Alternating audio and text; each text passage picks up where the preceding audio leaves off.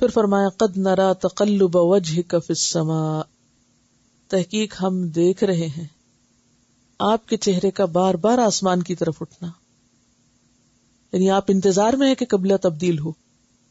فَلَنُوَلِّيَنَّكَ قِبْلَةً تَرْضَاهَا، ہم جلد ہی تمہیں اس قبلے کی طرف پھیر دیں گے جس کو تو پسند کرتا ہے. اور پھر حکم آ گیا فَوَلِّ وَجْهَكَ شَطْرَ الْمَسْجِدِ الْحَرَامِ، تو تم اپنا چہرہ مسجد حرام کی طرف کر لو. اور یہ حکم کب آیا تھا؟ ابن سعد کی روایت ہے کہ نبی صلی اللہ علیہ وسلم بشر بن برا بن معرور کے ہاں دعوت پر گئے ہوئے تھے. وہاں ظہر کا وقت آ گیا، آپ لوگوں کو نماز پڑھانے کھڑے ہوئے. 2 رکعتیں پڑھا رہے تھے، ظہر کی نماز تھی. 2 رکعتیں پڑھا چکے کہ تیسری رکعت میں یکایک وحی کے ذریعے یہ آیت نازل ہوئی، اور اس وقت نماز کے اندر ہی لوگوں نے آپ کے پیچھے اپنا رخ تبدیل کر لیا. اب آپ خود سوچئے، 2 رکعتوں کے بعد حکم ہوا کہ آپ ادھر منہ کر، تو اب طریقہ کیا ہوگا کہ آپ سب سے آگے آئے اور پھر سارے صحابہ نے اپنا چہرہ دوسری طرف ٹوٹلی اپوزٹ ڈائریکشن کی طرف کر لیا. کسی ایک نے بھی نماز نہیں توڑی، کسی نے بھی حجت نہیں کی، کیونکہ نماز تو سکھاتی اطاعت ہے. یعنی بغیر ایک لفظ بولے فوراً ادھر مڑ گئے. ہمیں ذرا سا کام کرنا ہو، کوئی کتاب تقسیم کرنی ہو، کوئی بینچز لگانے ہو، تو ہم کتنا شور کرتے ہیں. روز کا کام ہے اور روز کے کام کو کرتے ہوئے ہم بولے چلے جاتے ہیں، حالانکہ آرام سے کام ہو سکتا ہے. تو بالکل اسی طرح وہ لوگ جو آپ صلی اللہ علیہ وسلم کے پیروکار تھے، تابعدار تھے، انہوں نے کیا کیا؟ نماز کے اندر. اب کیا ہوا؟ حضرت عباد بن بشر جو تھے وہ آپ کے ساتھ نماز پڑھ کے جا رہے تھے، نماز پڑھ کے واپس جا رہے تھے. راستے میں انہوں نے دیکھا کہ بنو حارثہ عصر کی نماز پڑھ رہے ہیں، یعنی فاصلہ جب تک طے کیا، اور رکوع کی حالت میں ہے. تو انہوں نے پاس سے گزرتے ہوئے زور سے آواز دی، پکار کے کہا خدا کی قسم میں نبی صلی اللہ علیہ وسلم کے ساتھ خانہ کعبہ کی طرف منہ کر کے نماز پڑھ کر آ رہا ہوں. وہ سب رکوع میں مڑ گئے، کھڑے بھی نہیں ہوئے. یہ حال تھا صحابہ کی تابعداری اور فرما برداری کا. اور یہی تو ٹیسٹ تھا سب کا، اور یہ سارے کامیاب ہوئے. اسی لیے تو اللہ نے ان کو پھر چن لیا اور ان کو انعمت علیہم کہا، انہی صفات کی وجہ سے. ہمیں کوئی حکم ملے، کوئی بتائے کہ یہ سنت ہے، تو ہم کیا کرتے ہیں؟ ہم کہتے پہلے تو ہمیں اس کی کوئی سائنٹیفک ریزن، کوئی لاجک، کوئی اس کے پیچھے اس کا مقصد بتاؤ، پھر ہم کر لیں گے. تو پھر تو آپ مقصد کی خاطر کر رہے ہیں، آپ سنت کی پیروی میں تھوڑی کر رہے ہیں. تو یہاں پر کیا فرمایا؟ فَلَنُوَلِّيَنَّكَ قِبْلَةً تَرْضَاهَا، اب قبلے کی طرف رخ پھیرنے کا حکم آ گیا. فَوَلِّ وَجْهَكَ شَطْرَ الْمَسْجِدِ الْحَرَامِ وَحَيْثُ مَا كُنْتُمْ، جہاں کہیں تم ہو. کیا مطلب اس کا؟ دنیا میں کہیں بھی ہو، فَوَلُّوا، سب منہ کرو، وُجُوهَكُمْ شَطْرَ، سب لوگ اپنے چہرے قبلے کی طرف رکھو. وَإِنَّ الَّذِينَ أُوتُوا الْكِتَابَ، اور بے شک وہ لوگ جو کتاب دیے گئے، لَيَعْلَمُونَ، البتہ وہ جانتے ہیں. کیا جانتے ہیں؟ أَنَّهُ الْحَقُّ مِن رَبِّهِمْ، کہ بے شک یہ تبدیلی قبلہ کا حکم بالکل درست ہے اور ان کے رب کی طرف سے ہے. وَمَا اللَّهُ بِغَافِلٍ عَمَّا يَعْمَلُونَ، اور اللہ کو سب پتا ہے جو کچھ یہ کر رہے ہیں. یہ کیوں فرمائے گئے؟ اس لیے کہ یہ لوگ بے وجہ کا اعتراض کیے چلے جا رہے ہیں، حالانکہ انہیں بھی پتا ہے کہ اصل حکم کیا ہے. پھر مسلمانوں کو سمجھایا جا رہا ہے کہ تم مخالفت اور پروپیگنڈے اور لوگوں کی باتوں سے مت پریشان ہو، کیونکہ عام طور پر کیا ہوتا ہے، آپ ایک حق بات پر بھی ہوتے ہیں، جب لوگ باتیں کرنے لگتے ہیں تو آپ فوراً چھوڑ دیتے ہیں. اثر ہوتا ہے یا نہیں پروپیگنڈے کا؟ کوئی روز آپ کے اوپر اعتراض شروع کر دے، یہ تم نے کیا کام شروع کر دیا، تو کیا ہوگا؟ کتنے دن آپ اسے اعتراض کو لیں گے. ایک دن سوچیں گے شاید یہی ٹھیک ہو. اور پھر اگر ایک طرف جائے وہ کچھ کہے, دوسری طرف جائے وہ بھی وہی کہے, تیسری تو آپ کہتے ہیں اوہو صبح سے 3 لوگوں نے ایک ہی بات کی, اس کا مطلب میں غلط ہوں.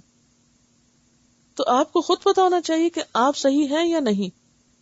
تو اس پر اللہ تعالیٰ فرماتے ہیں کہ تم لوگوں کی باتوں سے متاثر نہ ہو, اس پروپیگنڈے کے اندر مت آؤ, اور ان کی زبانیں بند نہیں کر سکتے, ان کو تسلی نہیں دے سکتے, ان کو آپ قائل نہیں کر سکتے. کیوں؟ اس لیے کہ انہوں نے ماننا ہی نہیں.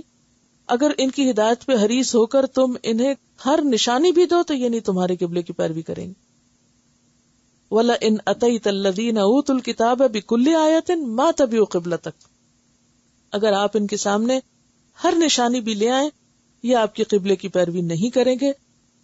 وَمَا أَنْتَ بِتَابِعٍ قِبْلَتَهُمْ, اور تم بھی ان کے قبلے کی پیروی نہیں کرو گے یا نہیں کرنے والے. وَمَا بَعْضُهُمْ بِتَابِعٍ قِبْلَةَ بَعْضٍ, اور اس کی پریشانی کی ضرورت ہی نہیں, اس لیے کہ ان میں سے بعض کے قبلے کی طرف خود بھی نہیں منہ کرتے.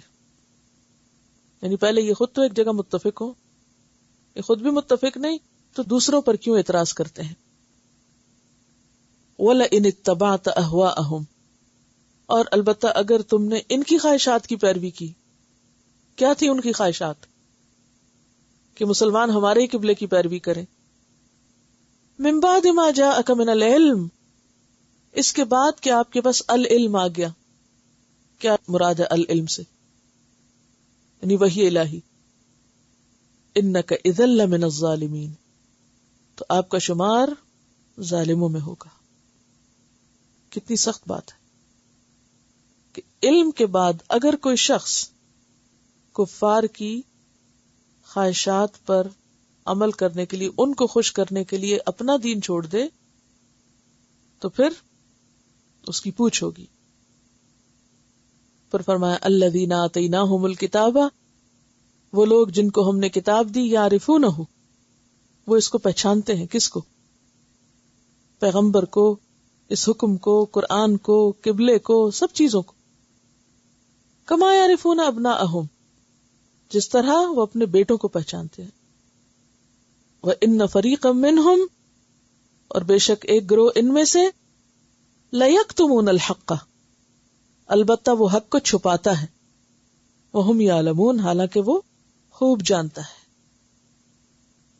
تو الذین سے مراد یہاں کون ہے؟ اہل کتاب کے علماء. آتیناہم الکتاب, جن کے پاس کتاب ہے, جو کتاب پڑھتے ہیں. یعرفونہ کما یعرفون ابناءہم, ٹھیک ہے.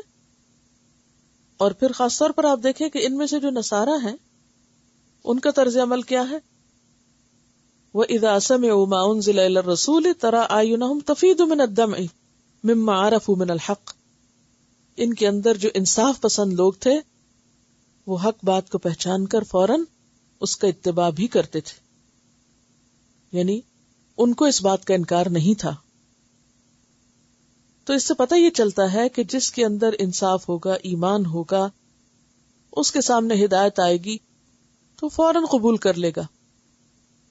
اور جس شخص کی اپنی نیت خراب ہوگی, جس کے اپنے اندر حق کو قبول کرنے کی صلاحیت نہیں ہوگی, ان کے سامنے آپ دلائل کی بھرمار بھی کر دیں تو وہ نہیں ماننے والے. پھر نبی صلی اللہ علیہ وسلم کو یقین دہانی کرائے گی, الحق من ربک, حق تیرے رب کی طرف سے ہے. فلا تکونن من الممترین, آپ ہرگز بھی شک کرنے والوں میں سے نہ ہو. سورۃ الانعام آیت 114 میں آتا ہے والذین آتیناہم الکتاب یعلمون انہ منزل من ربک, انہ منزل من ربک بالحق فلا تکونن من الممترین. جن لوگوں کو ہم نے تم سے پہلے کتاب دی تھی وہ جانتے ہیں کہ یہ کتاب تمہارے رب ہی کی طرف سے حق کے ساتھ نازل ہوئی ہے, لہذا تم شک کرنے والوں میں شامل نہ ہو. تو مراد یہ ہے کہ حق کے معاملے میں انسان کو شکوک و شبہات کا شکار نہیں ہونا چاہیے. اور پھر بتایا وَلِكُلٍّ وِجْهَةٌ هُوَ مُوَلِّيهَا, ہر شخص کے لیے ایک نہ ایک ڈائریکشن ہے. ہر شخص کی زندگی کا کوئی مرکزی نقطہ ہے, هُوَ مُوَلِّيهَا, وہ اس کی طرف منہ پھیرنے والا ہے. یعنی مڑ مڑ کے ادھر جاتا ہے. تو اے اہل ایمان، تمہاری زندگی کا مقصد کیا ہونا چاہیے؟ نیکیوں میں دوڑ، خیر اور بھلائی کے کاموں میں آگے. فاستبقوا الخیرات، تو تم سبقت کرو نیکیوں میں. اینما تکونوا یأتی بکم اللہ جمیعا، کیوں؟ اس لیے کہ تم جہاں بھی ہوگے اللہ تم کو لے آئے گا، یعنی تم کہیں بھاگ نہیں سکتے. تو جو چیز مطلوب ہے، جو چیز ہمیں کل کام آنے والی ہے، کیوں نہ اس چیز کے لیے پھر کوشش کی جائے. کل کیا کام آئے گا قیامت کے دن؟ نیکیاں. یعنی جو وہاں چاہیے بھاگ بھاگ کے وہ سمیٹ لو، دیر نہ کرو، کیونکہ تم کہیں بھی ہوئے زمین پہ چھپ نہیں سکتے، اللہ تم کو پکڑ لائے گا. تو پھر پکڑ کے وہاں کیا پوچھے گا کہ لائے کیا ہو؟ تو وہ لے جاؤ نا، ساتھ رکھو. اچھا، ہم اکثر دین کے حکم پہ عمل کیوں نہیں کرتے؟ وہ فلاں بھی تو نہیں کر رہا، یہی کہتے ہیں نا، اس نے بھی نہیں کیا، اس نے بھی نہیں کیا، میں کیوں کروں؟ اب آپ خود سوچئے کہ قیامت کے دن کوئی اور آپ کو پھر کام دے گا؟ جس نے نہیں کیا ہوگا اس کا خانہ خالی ہوگا. ان اللہ علی کل شیء قدیر، اللہ تعالیٰ ہر چیز پر قدرت رکھنے والا ہے. پھر دوبارہ تاکیدی حکم ہے، وَمِنْ حَيْثُ خَرَجْتَ فَوَلِّ وَجْهَكَ شَطْرَ الْمَسْجِدِ الْحَرَامِ. اب آپ دیکھیں جتنی مخالفت تھی نا، اتنا ہی بار بار تاکید کی جا رہی ہے کہ ان کی بات بالکل نہیں ماننی، کسی پروپیگنڈے میں نہیں آنا، آپ اپنا چہرہ مسجد حرام ہی کی طرف کریں گے. فَوَلِّ وَجْهَكَ شَطْرَ الْمَسْجِدِ الْحَرَامِ وَإِنَّهُ لَلْحَقُّ مِنْ رَبِّكَ. یہ بات بالکل سچ ہے، تیرے رب کی طرف سے ہے. وَمَا اللَّهُ بِغَافِلٍ عَمَّا تَعْمَلُونَ، اللہ تمہارے اعمال سے غافل نہیں. آپ دیکھ رہے ہیں انداز کلام، بار بار حق کا لفظ استعمال ہو رہا ہے. شک نہ کرو، اسی کی پیروی کرو. یعنی اس سے پتہ چلتا ہے کہ کچھ چیزیں انسان کی زندگی میں انتہائی اہم ہوتی ہیں. اگر کسی کا قبلہ ہی درست نہ ہو، یعنی ڈائریکشن ہی درست نہ ہو، اور کسی کا مرکز حیات ہی درست نہ ہو، مثلا ہر سیل کا ایک نیوکلیس ہوتا ہے نا، اور اگر وہ نیوکلیس ٹوٹ جائے پھر کیا ہوتا ہے؟ کوئی چیز قائم رہتی ہے؟ نہیں رہتی. تو بالکل اسی طرح اگر کسی بھی انسان کی زندگی کا مرکزی نقطہ جو ہے، مرکزی نقطہ وہ درست نہیں، یعنی آپ کو جس چیز کو اپنا سینٹرل پوائنٹ بنانا چاہیے زندگی میں، اگر وہ نہیں آپ نے بنایا تو آپ پراسپر کر ہی نہیں سکتے. ہم مسلمانوں کے لیے سینٹرل پوائنٹ کیا ہے؟ اللہ کی ذات. اور پھر اسی کے پیغام کو خود بھی اور دوسروں تک لے کے جانا، یہ زندگی کا مقصد ہے. اور اگر یہ پرائرٹی پر نہ ہو، یہ سب سے اونچا نہ ہو، سب سے اوپر نہ ہو یہ چیز، اور ہماری کوششیں گھومتی رہیں کس کے گرد؟ کس کے گرد گھومتی رہیں؟ محض گھر، محض بچے، محض دنیا، محض جاب، محض بزنس، محض شوق، پھر کیا ہوگا؟ تو گویا ہم نے اپنی ساری انرجی ضائع کر دی، سارا مال ضائع کر دیا، سب کچھ ہم نے برباد کر دیا، کیونکہ جس کے لیے سب کچھ کرنا چاہیے تو وہ تو کیا ہی نہیں، تو کیا لے کے جائیں گے اس کے پاس؟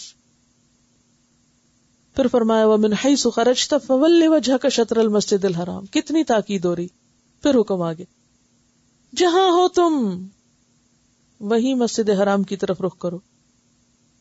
حَيْثُ مَا كُنْتُمْ، اے مسلمانوں تم سب کے لیے ہی بات ہے، جہاں تم ہو اپنے چہروں کو مسجد حرام کی طرف کرو. لِأَلَّا يَكُونَ، یعنی پھر دو، میں لفظی ترجمہ نہیں کر رہی، میں مفہوم سمجھا رہی، تاکہ لوگوں کے لیے تم پر کوئی حجت باقی نہ رہے کہ یہ ہے امت مسلمہ، کہیں کچھ کہیں کچھ. یعنی کعبہ تو پھر ایک سمبل ہو جاتا ہے نا، اصل تو پھر مقصد حیات اہم ہے. الا الذین ظلموا منہم، ان میں سے جو ظالم ہیں وہ تو کبھی نہیں رکیں گے، وہ تو کوئی نہ کوئی حجت تمہارے خلاف نکالے ہی رکھیں گے. فلا تخشوہم، ان سے ڈرنے کی ضرورت نہیں. واخشونی، مجھ سے ڈرو. اللہ کا ڈر ہر چیز پر غالب ہو. وَلِأُتِمَّ نِعْمَتِي عَلَيْكُمْ، اور تاکہ میں اپنی نعمت تم پر تمام کر دوں، مکمل کر دوں. وَلَعَلَّكُمْ تَهْتَدُونَ، اور تاکہ تم سب ہدایت پا جاؤ. تو کیا مطلب ہے اس کا؟ کہ جب انسان کو ایک بات سمجھ آ جائے، اگر آپ کو یہ بات سمجھ آ گئی کہ آپ کی زندگی کا مقصد کیا ہونا چاہیے، تو پھر اس مقصد کو پورا کرنے کے لیے آپ کو کیا کرنا ہوگا؟ وہ ایک ہی ٹپیکل رٹا رٹایا جملہ عمل عمل عمل کہتے رہتے ہیں سوچے سمجھے بغیر. یہاں سے دیکھیں، لوگوں کا ڈر دل سے نکالنا ہوگا. لوگوں کا ڈر دل سے نکالنا ہوگا. جب مقصد اہم ہوگا تو خود ہی نکل جائے گا. اللہ تعالیٰ فرمائے فَلَا تَخْشَوْهُمْ، مخالفت کرنے والوں سے مت ڈرو، وَخْشَوْنِي، مجھ سے ڈرو. جب یہ پتا ہو کہ واپس اللہ کے سامنے جانا ہے، لوگ کتنے دن ہمارا حساب لیں گے؟ اللہ سے ڈرنے کا مطلب کیا ہے؟ لوگ نہیں ہمیں پسند کرتے یا نہیں اچھا لگتا ان کو، نہ صحیح، کیونکہ وہ ابھی سمجھے نہیں نا، ان کو پتہ ہی نہیں یہ کام کتنا ضروری ہے. تو فلا تخشو، لوگوں کی باتوں کی پرواہ نہ کرو، وخشونی، مجھ سے ڈرو. دیکھیں کل قیامت کو جب ہم اللہ کے سامنے جا کے کھڑے ہوں گے، یہ جتنے ہمارے خلاف بولنے والے ہیں ان میں سے کون ہمارے پاس آئے گا اور ہمیں بچائے گا؟ دیکھیں نا، کوئی ہماری مخالفت اگر اس لیے کرے کہ ہم غلط کر رہے ہیں اور ہم سیدھے ہو جائیں، اور ہم ان کی پیروی کرنا شروع کر دیں، ان کو راضی کرنا شروع کر دیں کہ نہیں یہ ناراض نہ ہو ہم سے، ہم ان کی رضامندی پہ چلتے ہیں، تو یہ بچائیں گے ہمیں کل قیامت کے دن؟ کوئی نہیں کام آئے گا. وَخْشَوْنِي، مجھ سے ڈرو، وَلِأُتِمَّ نِعْمَتِي عَلَيْكُمْ، تاکہ میں تم پر اپنی نعمت تمام کر دوں. یعنی یہ قبلے کی تبدیلی اصل میں نعمت کا تمام کرنا تھا، یعنی دین کی تکمیل کا سمبل تھا یہ. وَلَعَلَّكُمْ تَهْتَدُونَ، تاکہ تم ہدایت پا جاؤ. کما ارسلنا، یہ نعمت ایسے ہی ہے جیسے ہم نے تمہیں ایک اور نعمت بھی دے رکھی ہے، اور وہ نعمت کیا ہے؟ رسول اللہ کی آمد صلی اللہ علیہ وسلم. اور ان کے ذریعے کئی نعمتیں ملی. کیا؟ کما ارسلنا فیکم رسولا منکم یتلو علیکم آیاتنا ویزکیکم ویعلمکم الکتاب والحکمہ ویعلمکم ما لم تکونوا تعلمون. اتنی نعمتیں جس کو مل جائیں، کہ جس کو اللہ کی کتاب مل جائے، اس کے پڑھنے کا طریقہ آ جائے، جس کو کتاب کی تعلیم ہو، حکمت کی تعلیم ہو، وہ باتیں پتہ چلیں جو وہ پہلے نہیں جانتا تھا، اس کا تزکیہ ہو جائے، اس سے بڑی کوئی نعمت ہے؟ تو تم لوگوں کی باتوں سے ڈر کے اس نعمت کو چھوڑ دو گے؟ فَاذْكُرُونِي، مت چھوڑنا، لوگوں کے ڈر سے اللہ کا ذکر نہیں بھولنا. فَاذْكُرُونِي، مجھے یاد رکھو، اور اگر مجھے یاد رکھو گے تو اذکرکم، پھر میں یاد رکھوں گا تم کو. یہ یاد رکھو. اور اگر تم نے مجھے چھوڑ دیا اور میرا راستہ چھوڑ دیا اور اس کام کو چھوڑ دیا تو پھر کوئی نہیں کام آئے گا. واشکروا لی، اور میرا شکر ادا کرو. ولا تکفرونی، اور میری ناشکری نہ کرنا. ناشکری کیا ہے؟ یہاں کیا مانا ہے یہاں ناشکری کا؟ یعنی اللہ دے رہا ہے ایک نعمت، ہوا خیر مما یجمعون، اور انسان اس کو چھوڑ دے کہ لوگ باتیں بناتے ہیں، یا اس کو چھوڑ دے کہ وقت نہیں ہے، یہ بڑا مشکل راستہ ہے، تو وہ گویا کیا کر رہا ہے؟ ناشکری کر رہا ہے. جیسے نظم آپ نے سنی تھی نا، اس میں ساری مشکلات کا ذکر کر کے پھر آخر میں کیا کہا گیا تھا کہ اس کا شکر ادا کرو جو نعمت مل رہی ہے. یہ چھوٹی چھوٹی چھوٹی چھوٹی باتیں جو ہیں جن کو ہم نے ایشو بنا لیا ہے کہ یہ مشکل ہے، وہ مشکل ہے، یہ لکھنا مشکل ہے، اور یہ رٹنا مشکل ہے، اور یہ امتحان مشکل ہے، اور وہ یہ کوئی مشکل ہے؟ یہ کیا مشکلیں ہیں اس کے عوض؟ تولے ذرا، ایک طرف یہ چھوٹی چھوٹی چیزیں اور دوسری طرف وہ نعمت جو ہمیں مل رہی ہے جو دنیا اور آخرت میں عزت و سرفرازی کا ذریعہ ہے. تو ان کی خاطر اس کو چھوڑ دیں گے؟ تو کیا مانا ہے یہاں ذکر اور شکر کا؟ کہ اس کو یاد رکھو، اسے نہیں چھوڑنا. ذکر، مجھے یاد رکھو. تو جب انسان اللہ کی کتاب پڑھتا ہے تو اللہ کی باتیں یاد رہتی ہے نا. اللہ سے تعلق اللہ کے کلام کے باہر کیسے ہو سکتا ہے؟ تو وشکروا لی ولا تکفرون، میرا شکر کرو، جو نعمت میں تمہیں دے رہا ہوں اس کی قدردانی کرو، اور میری ناشکری نہ کرنا اسے چھوڑ کر اور اسے بھول کر. ان آیتوں میں جو بار بار ایک ہی بات ریپیٹ کی گئی ہے، یہ تاکیدی حکم ہے. الا یہ کہ مجبور ہو جائے کہ وہ نہیں قبلے کا رخ متعین کر سکتا، ادروائز کیجولی اور لاپرواہی کے ساتھ ادھر ادھر منہ کر کے یہ کہہ دینا کہ ہر طرف اللہ موجود ہے، یہ درست نہیں. اپنی حد تک ضرور کوشش کریں، اور اس کے بعد نہیں ملے تو اور بات. یعنی یہ اتنا تاکیدی حکم ہے کہ مومن جب اپنے گھر سے نکلتا ہے تو وہ اللہ کو بھول کے اور نماز سے غافل ہو کے یا بے پرواہ ہو کے نہیں نکل سکتا. یعنی جب وہ کہیں سے بھی نکلتے ہیں، کوئی بھی سفر شروع کرتا ہے، یہ کسی بھی طرف جاتا ہے، جہاں سے بھی نکلو، جدھر کو بھی جاؤ، تمہارا رخ نہیں بدلنا چاہیے. اللہ کی ذات یا وہ ایک جو فوکس ہے یا جو ایک مرکزیت ہے یا جس طرف تمہیں رخ کرنے کو کہا گیا ہے، لِكُلٍّ وِجْهَةٌ هُوَ مُوَلِّيهَا، تو ہر ایک کے لیے ایک نہ ایک مرکز ہے. تو بندہ مومن کا مرکز اللہ کی ذات ہے، اس کو ادھر ہی رخ کرنا ہے.